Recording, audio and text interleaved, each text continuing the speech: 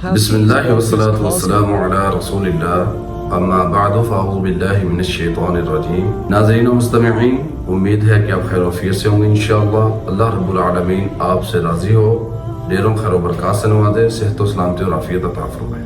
ناظرین و سامعین، آج آپ کے سامنے میں جنت اور اس کے 8 دروازوں کا ذکر کرنا چاہتا ہوں۔ پیارے پیغمبر صلی اللہ علیہ وسلم کے پیارے پیارے فرامین میں جنت کے 8 دروازوں کی تعداد موجود ہے۔ 7 کے نام پیارے پیغمبر علیہ السلام نے بیان فرما دیے، 8ویں کا نام علماء نے اپنے علم کی روشنی میں بیان فرمایا۔ پیارے پیغمبر علیہ السلام نے ایک ہی حدیث کے اندر صحیح بخاری میں 4 دروازوں کے نام بیان فرمائے ہیں۔ پہلے کا نام باب الصلاۃ ہے، نماز والا دروازہ۔ جو لوگ نماز کی پابندی کرتے رہے، دیگر نوافل کا اہتمام کرتے رہے، اللہ اپنے ان پیاروں کو اس دروازے سے جنت کا مہمان بنائے۔ دوسرا دروازہ پیارے پیغمبر صلی اللہ علیہ وسلم نے فرمایا باب الجہاد ہے۔ جو لوگ اللہ کے راستے میں لڑتے رہے، جہاد کرتے رہے، اسلام کی سربلندی کے لیے کوشش کرتے رہے اور دل میں سچی نیت رکھتے ہوئے چاہے بستر پر ہی مر گئے، اللہ تعالیٰ ان کو بھی باب الجہاد سے انشاءاللہ جنت کا مہمان بنا دے گا۔ تیسرا دروازہ باب الریان ہے، یعنی خوب سیراب کر دینے والا دروازہ۔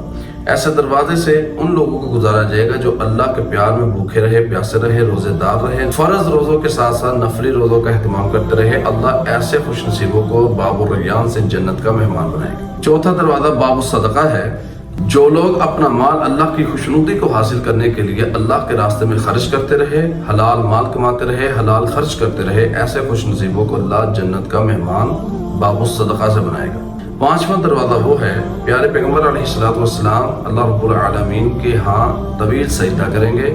اللہ رب العالمین پیارے پیغمبر علیہ السلام سے فرمائیں گے، اے میرے پیارے پیغمبر، آپ اپنا سر اٹھائیے اور آپ کی امت کے وہ لوگ جن کے ذمہ حساب نہیں ہے، یعنی بغیر حساب کے جنہوں نے جنت میں جانا ہے، ان سب کو باب الایمن میں سے جنت کا مہمان بنا دیجیے۔ 6واں دروازہ پیارے پیغمبر علیہ السلام نے فرمایا، اس کا نام باب لا حول ولا قوت الا باللہ ہے۔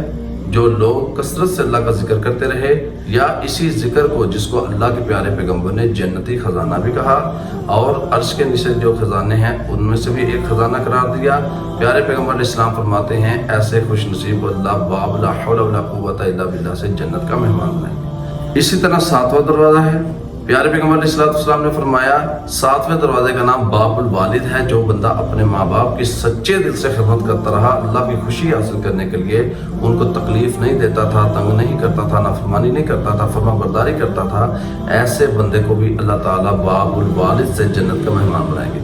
8ویں دروازے کا نام چونکہ کسی صحیح حدیث میں موجود نہیں ہے، لیکن مہمانان جنت علماء امت نے اپنے علم کی روشنی میں استدلال کرتے ہوئے 8ویں دروازے کا نام بیان فرمایا ہے۔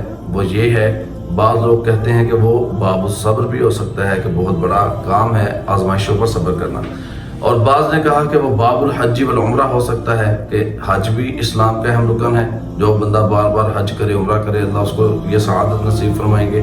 اور بعض لوگوں کا کہنا ہے کہ باب الکاظمین والغیظ ہو سکتا ہے، جو لوگوں کے تنگ کرنے کے باوجود اللہ کی خوشی کے لیے اپنے غصے کو پی جاتا تھا۔ اللہ تعالیٰ سے دعا ہے کہ اللہ ہم سب کو جنت کے تمام دروازوں میں سے اپنی جنت کا مہمان بنائے اور ہم سب کو بغیر حساب کے جنت کا داخلہ نصیب فرمائے۔